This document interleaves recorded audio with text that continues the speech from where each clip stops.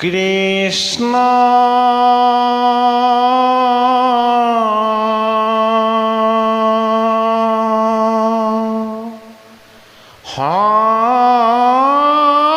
শংকৰ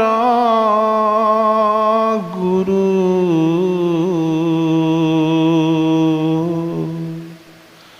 হৰি ৰাম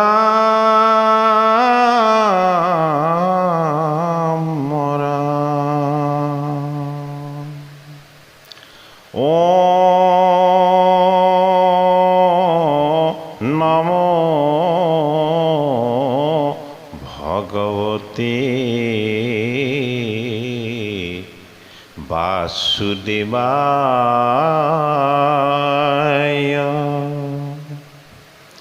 হে কৃপালু বৈষ্ণৱ সমস্ত, ভাগৱতৰ পাঠ আৰু পৰ্যালোচনাৰ অনুষ্ঠানলৈ আমি আপোনাক সবক সেৱা জনাইছোঁ।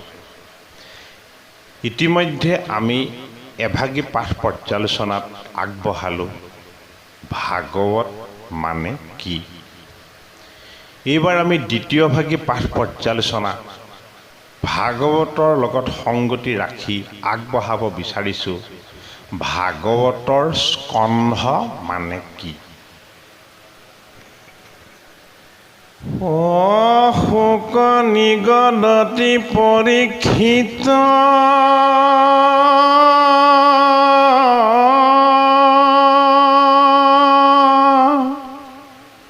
যদি আমি নিৰ্গুণত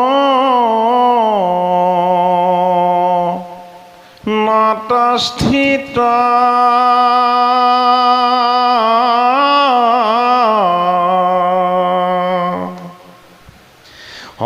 তথাপিও তম শ্লোকৰ মহিমা গুণে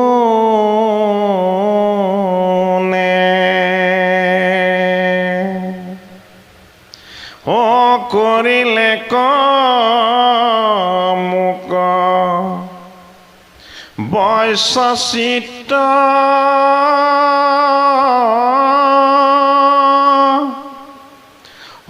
ভাগৱত গ্ৰন্থ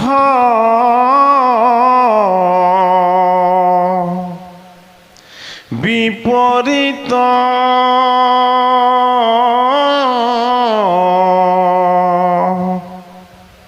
হে পৰম আনন্দে পঢ়িনো মইয়া পোনে। হে পৰম আনন্দে পঢ়িনো মইয়া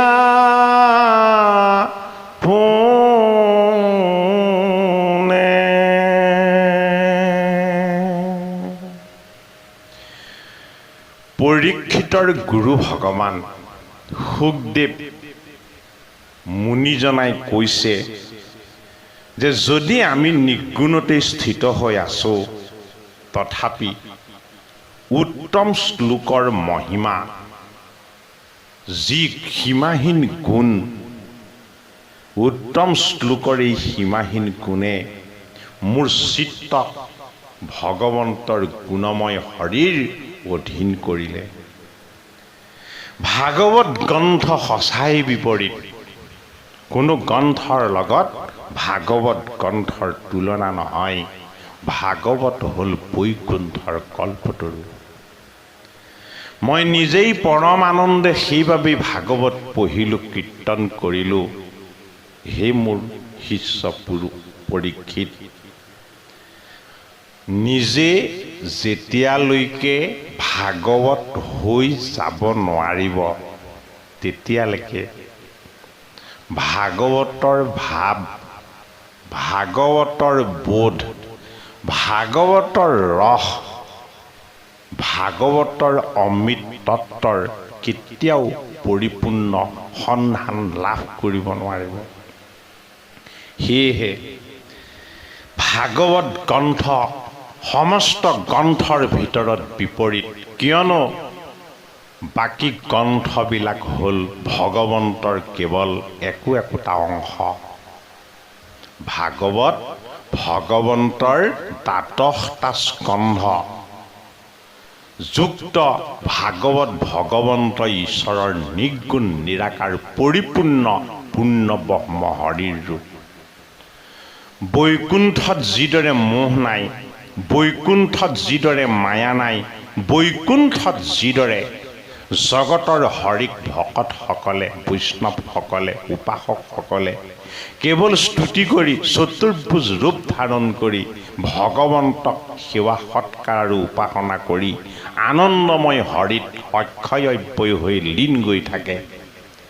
ভাগৱত ভগৱন্তৰ ঈশ্বৰৰ যি পৰিপূৰ্ণ শুদ্ধ তত্ত্ব, মৰ্ত্যভূমিটো বৈকুণ্ঠৰ কল্পতৰু ভাগৱত অক্ষয় অব্যয়।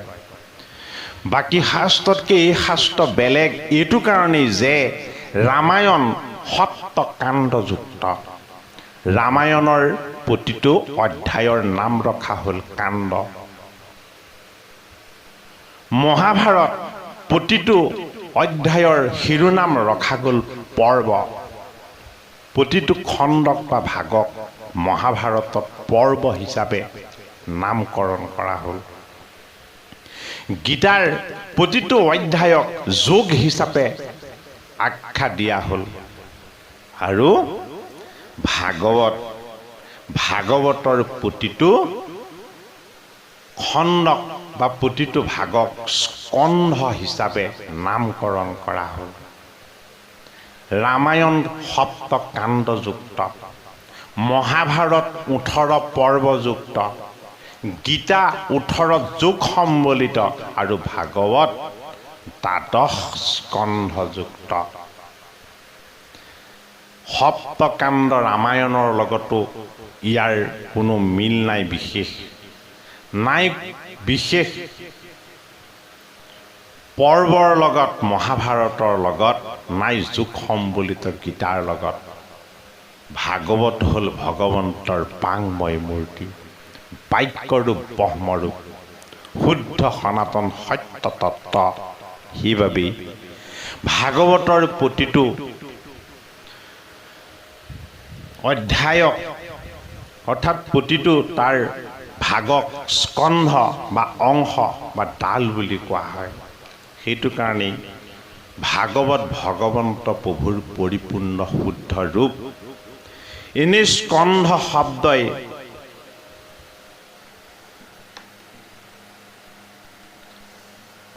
সাধাৰণতে কাণ্ড বা ডাল, শাস্ত্ৰৰ অধ্যায়, গছৰ ডাল এটিকো বুজায়। আৰু স্কন্ধ মানে হ'ল কাণ, আমি ইংৰাজীত যিটোক চোল্লাৰ বুলি কওঁ। এই কান্ধ বা কাণ মানৱৰ ক্ষেত্ৰত কান্ধত ভৰ দি যিকোনো সামগ্ৰী কঢ়িওৱা হয়, যেনে জীৱনৰ গধুৰ দায়িত্ববিলাক কান্ধত তুলি লোৱা বুলি কোৱা হয়।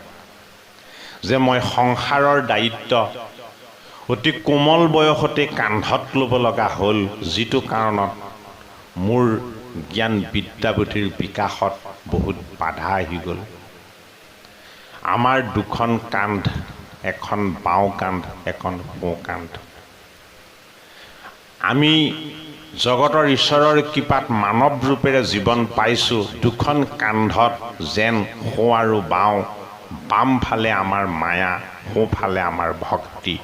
আমি এই দুটা তত্ত্বত মধ্যম স্থানত আত্মাৰূপী হৃদয়ত ঈশ্বৰ কৃষ্ণক আমি আত্মাৰূপেৰে আমি বোধ নিয়াব লাগিব।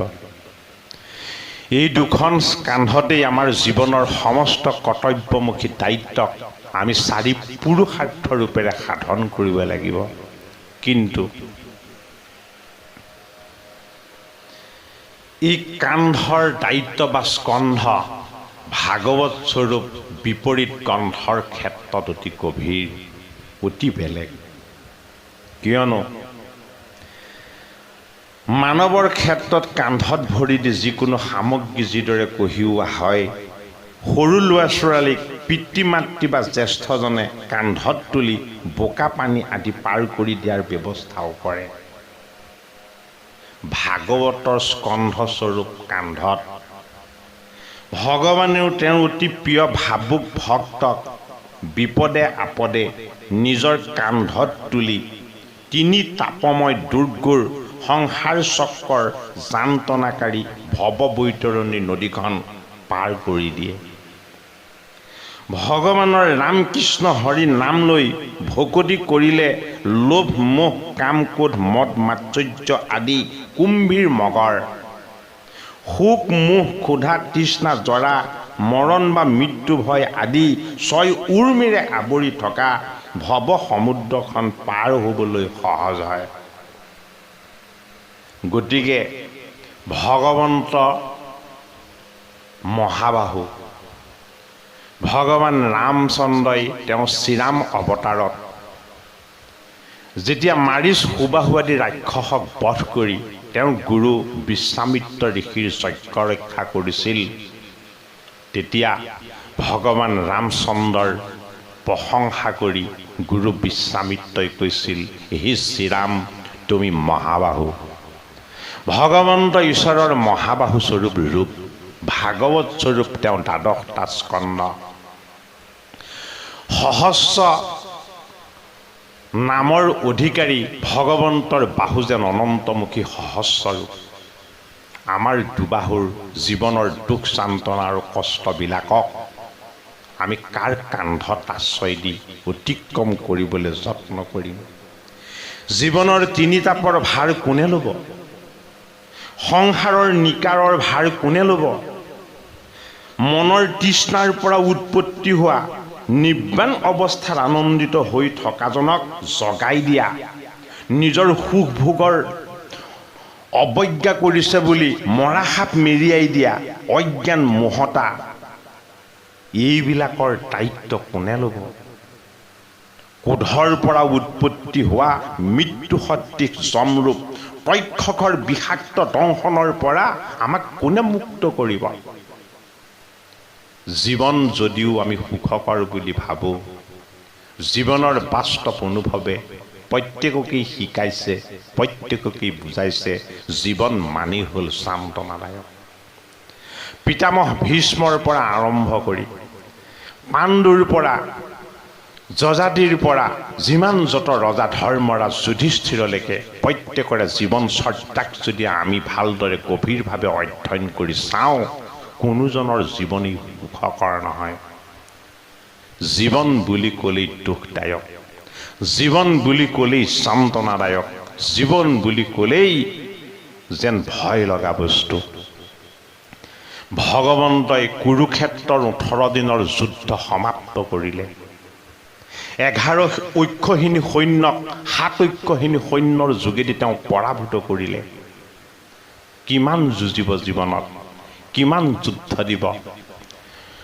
তেওঁ নিজেই নিৰ্মাণ কৰা দ্বাৰকাটো উপদ্ৰৱ চলিবলৈ ধৰিলে। যাদৱ বংশৰ লোকসকলো ঈশ্বৰ বিমুখ হৈ ভগৱন্ত কৃষ্ণক প্ৰতিষ্ঠা কৰিলে। ভগৱান কৃষ্ণই দাপৰ যুগত অৱতাৰ লৈ প্ৰেমৰ অৱতাৰ ৰূপেৰে সমস্ত জীৱৰ মাজত যি পবিত্ৰ ভক্তিৰ প্ৰেম জাগ্ৰত কৰিব খুজিছিল, এই পবিত্ৰ ভক্তিৰ প্ৰেম ভগৱন্ত কৃষ্ণৰ লগতেই যেন বৈকুণ্ঠ ধামলৈ গুচি গ'ল। দাপৰ যুগত অন্তত পুনৰ আৰম্ভ হ'ল কলিযুগ। কলিৰ সন্ধ্যা অতি ভয়াৱহ, কলিৰ সন্ধ্যাৰ যেন সমাপ্ত নহ'ব। ভগৱন্ত প্ৰভুৱে কলিৰ মনুষ্যক উদ্ধাৰ কৰিবৰ কাৰণে 12 বৈষ্ণৱৰ বুদ্ধি জ্ঞান আৰু ভক্তিৰ ৰহস্য তত্ত্বৰে ভগৱন্তই ধাৰণ কৰা বৈষ্ণৱী বুদ্ধিবিলাকক একোটা স্কন্ধ কৰি দ্বাদশ স্কন্ধ ভাগৱতত ভগৱন্ত নিজে প্ৰৱেশ হৈ দিলে। স্কন্ধ মানে হ'ল ডাল, স্কন্ধ মানে হ'ল কান্ধ, স্কন্ধ মানে হ'ল ভগৱন্তৰ মহাবাহু স্বৰূপ ৰূপত ভকতে বিচৰা খন্তেকীয়া নহয়, অনন্তমুখী আশ্ৰয়। জীৱনৰ আচল আশ্ৰয় হ'ল ভগৱান। ভগৱানৰ বাহু মহাবাহু, ভগৱানৰ বাহু হ'ল সহস্ৰবাহু।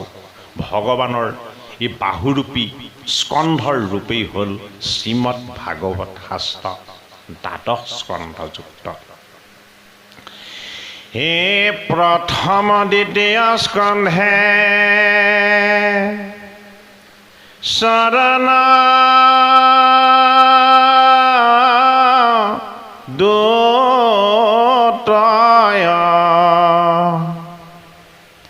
হে তৃতীয় চতুৰ্থে যাৰ হৈ ৰোদয়,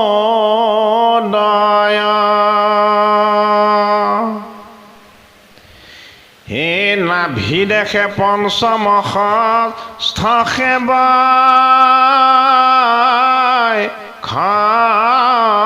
স্থল, হে সপ্তমে অষ্টমে কৰ কমল যুগল,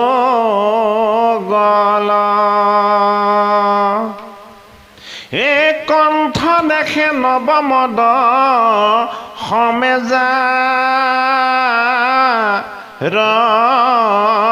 তুণ্ড, হে একাদশে ললাট দশে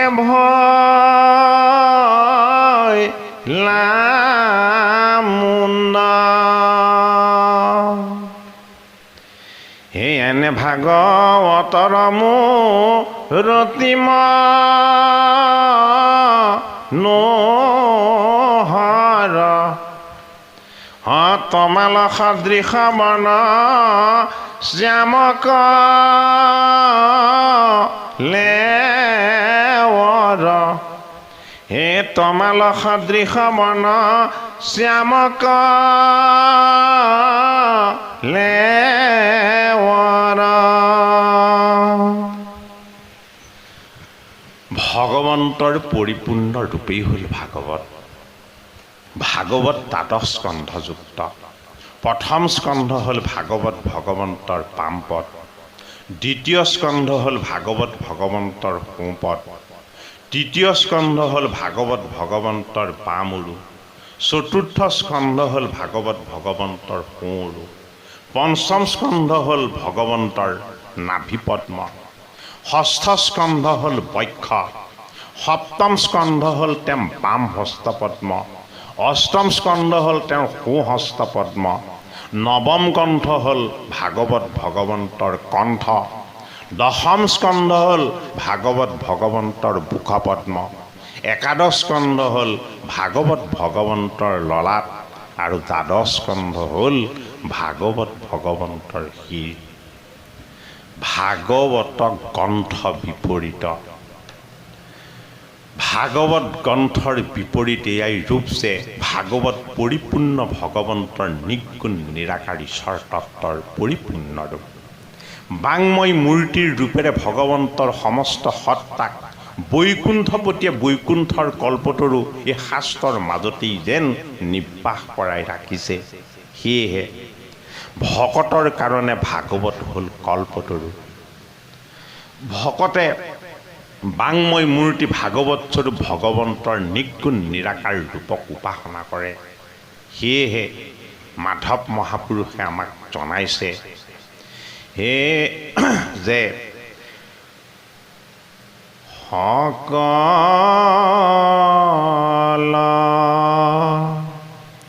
নিগম কল্পতৰু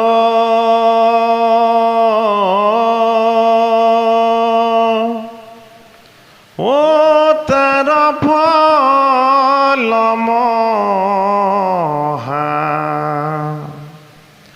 ভাগৱত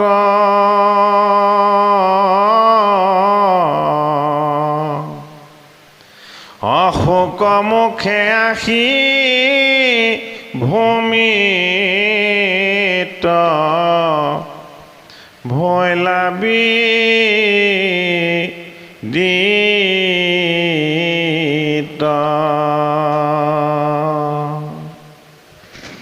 হে ৰসত চতুৰ যিটো জন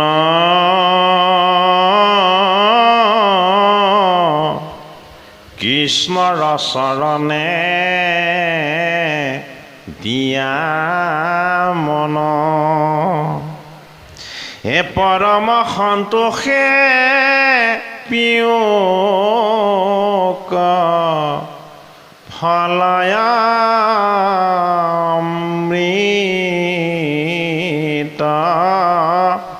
হে পৰম সন্তোষে পিয়ক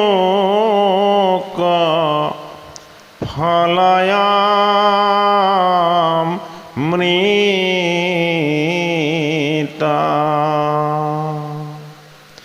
পৰম পবিত্ৰ দ্বাদশ স্কন্ধ ভাগৱত ভগৱন্তৰ দ্বাদশটি অংগযুক্ত স্কন্ধ প্ৰতিটো অংগই অক্ষয় অব্যয় প্ৰতিটো অংগই অক্ষৰ ব্ৰহ্ম সেয়েহে ভাগৱত ভগৱন্তৰ বাংময় মূৰ্তি ভগৱন্তৰ নিগুণ ৰূপ কোটি সূৰ্যৰ সমান উজ্জ্বল ঈশ্বৰৰ ঐশ্বৰ্যক ধাৰণ কৰি ৰখা প্ৰতিটো স্কন্ধত ভকতে ভগৱন্তৰ পৰম পবিত্ৰ আশ্ৰয় লাভ কৰিব সেয়েহে বেদৰ যি দুই মাৰ্গ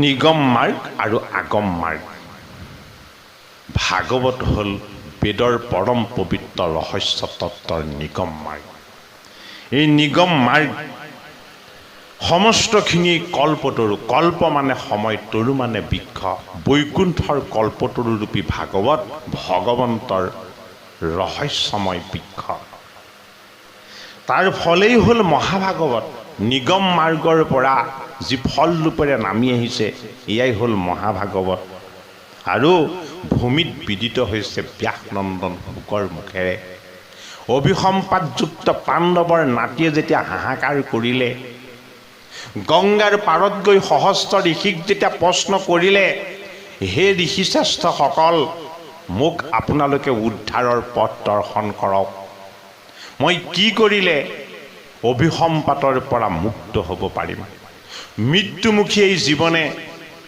কি কৰ্ম কৰিলে ভগৱন্তৰ মুখ্য সাধনৰ আনন্দ সাক্ষাৎ কৰিব পাৰিম সেই ঋষিৰ সভাত ভাগৱত প্ৰণয়ন কৰিবলৈ উপদেশ দিয়া দেৱঋষি নাৰদ আছিলে ভাগৱত প্ৰণেতা বেদব্যাস আছিলে অত্ৰি পুলস্তি আদি শ্ৰেষ্ঠ শ্ৰেষ্ঠ অংগীৰা স্বৰূপ ঋষিও আছিলে কিন্তু কোনোজনেই ভাগৱত কথা শ্ৰৱণ কীৰ্তনৰ পৰামৰ্শ দিব নোৱাৰিলে কিয়নো ভূমিভাগত ভাগৱত নিগৰি পৰিব ব্যাসনন্দন শুকৰ মুখেৰেহে যিহেতু ব্যাসৰ পৰা তেওঁ পুত্ৰ শুকদেৱ মুনিয়ে ভাগৱত শিকিলে পঢ়িলে আৰু বুজিলে দ্বাদশটা স্কন্ধ শুকদেৱৰ হৃদয়ত কোটি সূৰ্যৰ উজ্জ্বলতাৰে বিদিত হ'বলৈ ধৰিলে নৃত্য কৰি কৰি পবিত্ৰ জ্ঞান ভক্তি আৰু বৈৰাগ্যৰূপী গংগাৰ পাৰত পৰীক্ষিত স্বৰূপ মহাভকতে ৰাজসিংহাসনৰ মোহ পুত্ৰ পৰিবাৰৰ সমস্ত বিষয় বন্ধন সমস্তখিনিক ত্যাগ কৰি জ্ঞান ভক্তি আৰু বৈৰাগ্যৰূপী গংগাৰ পাৰত জীৱনক ব্ৰহ্মচাৰ্যৰূপী ব্ৰতেৰে সৈতে পৰিপূৰ্ণ কৰিছে জীৱনক যেতিয়ালৈকে ভগৱন্তৰ এক ঈশ্বৰৰ সাধনাৰ ব্ৰতলৈ আমি নিব নোৱাৰিম তেতিয়ালৈকে স্কন্ধৰূপী ভগৱন্তৰ পবিত্ৰ কান্ধত কেনেকৈ আমি আশ্ৰয় ল'ম ভাগৱত গ্ৰন্থ সঁচাই বিপৰীত ভাগৱত গ্ৰন্থই যি কৰিব বিচাৰিছে কি বাস্তৱ দিশেৰে আমাক কৰি দেখুৱাব বিচাৰিছে মুমুক্ষু পাণ্ডৱৰ নাতিৰ পৰাই ভাগৱত ভগৱন্তই সমস্ত সমস্যাৰ সমাধান যেন আৰম্ভ কৰিব খুজিছে 18 দিনৰ যুদ্ধত কৌৰৱক পৰাজয় কৰি পাণ্ডৱৰ জ্যেষ্ঠ ধৰ্মৰাজ যুধিষ্ঠিৰক ধৰ্মৰ মুকুট পিন্ধাই কৃষ্ণই যিদৰে জগতত ধৰ্মকেই জয় জয়কাৰ কৰিলে ঠিক সেইদৰে পাণ্ডৱৰ নাতিৰ পৰা আৰম্ভ হোৱা অভিসম্পাদযুক্ত সমস্যা ভগৱান কৃষ্ণই সমস্ত মানৱৰ সমস্যা বুলি চিৰদিনৰ কাৰণে দূৰ কৰি দিব বিচাৰিছে। ভগৱন্ত কৃষ্ণৰ সমস্ত তত্বৰ মৰ্ম ভাগৱত স্বৰূপ শাস্ত্ৰত যেন নিৰ্বাহ হৈ গৈছে। ভগৱন্ত কৃষ্ণৰ সমস্ত সত্তা ভাগৱতৰ মাজত বিদিত হৈ গৈছে। প্ৰথম স্কন্ধৰ পবিত্ৰতা ভাগৱত ভগৱন্তৰ বামপদ স্বৰূপ গুৰুৰ ৰূপ হৈছে। গুৰুৰূপী গোবিন্দ সুখদেৱ স্বৰূপ পৰীক্ষিতৰ গুৰু ভগৱান যেতিয়াই গংগাৰ পাৰত আহি উপবিষ্ট হৈছে, ভাগৱতৰ প্ৰথম স্কন্ধ তেতিয়াই সমাপ্ত হৈছে। যেতিয়ালৈকে আমি জীৱনক ব্ৰহ্মচাৰ্যময় ব্ৰতলৈ নিব নোৱাৰিম, যেতিয়ালৈকে আমি জীৱনত ঐত্যান্তিক সুখৰ আনন্দ কি তাক অনুভৱ কৰিবলৈ অভ্যাস নকৰিম, যেতিয়ালৈকে জীৱনৰ দুখময় যান্তনাময় তিনি তাপৰ বিকাৰবিলাকক আমি হৃদয়েৰে অনুভৱ কৰি আমাৰ মনৰ ভাৱক ভক্তিযুক্ত পবিত্ৰ জ্ঞানযুক্ত ঈশ্বৰ তত্বৰ অনুৰাগৰ ফালে আমি মনক যেতিয়ালৈকে নিব নোৱাৰিম, তেতিয়ালৈকে ভাগৱতৰ স্কন্ধ মানেনো কি, আমি কেনেদৰে হৃদয়ংগম কৰিম? ভাগৱতৰ স্কন্ধ মানেই হ'ল ভগৱন্তৰ পবিত্ৰ স্কন্ধত ভকতসকলৰ যেন অতি সুদৃঢ় আশ্ৰয়। প্ৰতিটো স্কন্ধতেই ভকতক আশ্ৰয় দান কৰিছে ভগৱন্তই। প্ৰতিজন ভকতকেই উদ্ধাৰ কৰিবৰ কাৰণে ভগৱন্তই দ্বাদশ স্কন্ধযুক্ত ভাগৱতৰ ৰূপ লৈছে। সেয়েহে ভাগৱত গ্ৰন্থ বিপৰীত গ্ৰন্থ। মহাভাৰতত 18টা পৰ্বযুক্ত, গীতাত 18টা যোগ সম্বলিত আৰু ৰামায়ণত সপ্তকাণ্ডযুক্ত হোৱা ঈশ্বৰ তত্ত্ব ভাগৱতত দ্বাদশ স্কন্ধযুক্ত হৈছে। স্কন্ধস্বৰূপ তেওঁ পবিত্ৰ কাণ্ডত, তেওঁৰ পবিত্ৰ অংশত, তেওঁৰ পবিত্ৰ ৰহস্যত ভকতে যাতে সুদৃঢ় বিশ্বাসেৰে আশ্ৰয় ল'ব পাৰে। ভাগৱতৰ প্ৰতিটো স্কন্ধই ভগৱন্তৰ যেন এক পৰিপূৰ্ণ ৰূপ। সহস্ৰ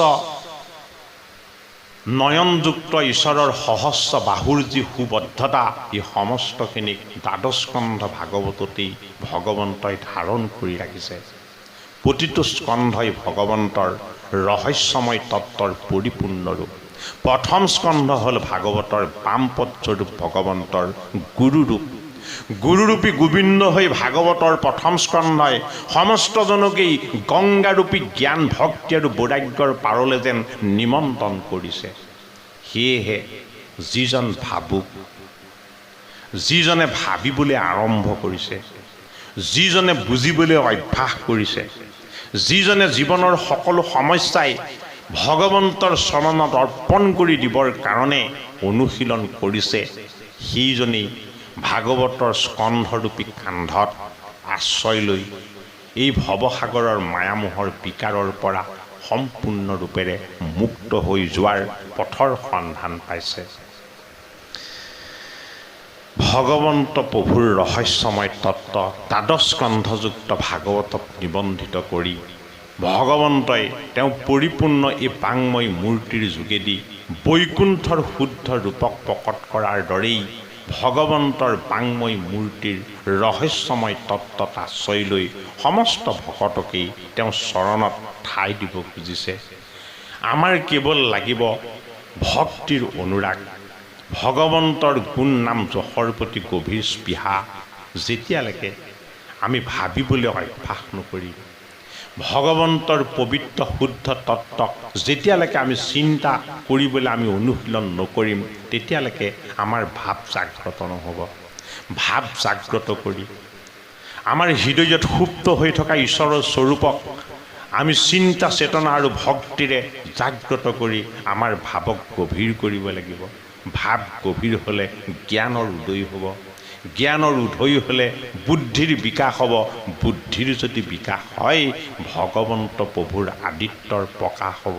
সেয়েহে ভাগৱতৰ স্কন্ধ মানেই ভগৱন্তৰ সুবাহুযুক্ত আশ্ৰয়। যি ভগৱন্তৰ এই অমৃত তত্ত্বত আশ্ৰয় ল'ব খুজিছে, ভাগৱত ভগৱন্তৰ আশ্ৰয় মানেই পৰিপূৰ্ণ আশ্ৰয়, বেলেগ আশ্ৰয়ৰ আৰু কোনো প্ৰয়োজন নাই।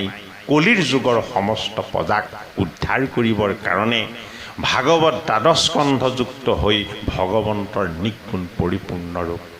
সেই কৃপালু বাপ বান্ধৱাই সমস্ত ভাগৱতৰ স্কন্ধ মানে ভাগৱত ভগৱন্তৰ একোটা অংগ, যিটো অংগই ভগৱন্তৰ পৰিপূৰ্ণ তত্ত্বকেই প্ৰকাশিত কৰিছে। ভাগৱতৰ প্ৰথম স্কন্ধ হ'ল ভাগৱত ভগৱন্তৰ বামপদ, যাক গুৰুৰ ৰহস্য তত্ত্ব বুলিও জনা যায়। আমি আজিৰ দ্বিতীয় ভাগিৰ পাঠ আৰু পৰ্যালোচনা ভাগৱতৰ স্কন্ধ মানে কি ইমানতেই সামৰণিৰ সেৱা ধৰিছোঁ। অহা ভাগি পাঠ আৰু পৰ্যালোচনাত ভাগৱত গ্ৰন্থৰ প্ৰথম স্কন্ধৰ মংগলাচৰণৰ ৰহস্য তত্ত্ব আমি আপোনাসৱৰ মাজত অতি সাধাৰণভাৱেৰে পাঠ আৰু বিশ্লেষণ আগবঢ়াবলৈ যত্ন কৰিম। হৰি ৰাম, জয় গুৰু শংকৰ, কৃষ্ণ মাধৱ।